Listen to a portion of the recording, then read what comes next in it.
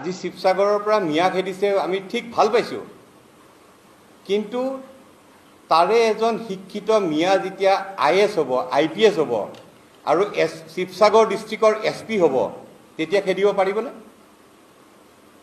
তেতিয়া খেদিব পৰা যাবনে? সেই SPয়ে কি কৰিব? পিঠি ফালি বহল কৰি দিব কোবাই। ডিব্ৰুগড় মেডিকেল কলেজৰ ডক্টৰৰ হেডজন তেনেকুৱা এজন মিয়া হ'ব। আজি আজমল ফাউণ্ডেশ্যনে 400 কিমানটা ডক্টৰ এইবাৰ ৰিক্ৰুট ওলাইছে।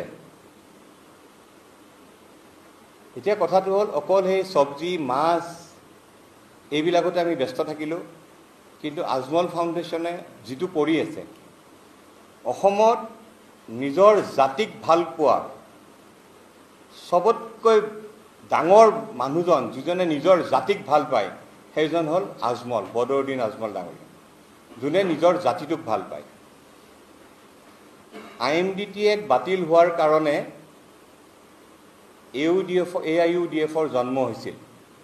তেওঁলোকে কৈছিলে যে আমি আমাৰ জাতিক সুৰক্ষিত কৰিম, আৰু আমি তেতিয়া প্ৰতিবাদ কৰিছিলোঁ যে মিয়া সুৰক্ষাৰ কাৰণে IMDTAক বাতিল হোৱাৰ কাৰণে AIUDFৰ জন্ম, আৰু হয়ো সেইটো মুছলিম বাংলাদেশীখিনিক সুৰক্ষিত কৰিবলৈ AIUDFৰ জন্ম।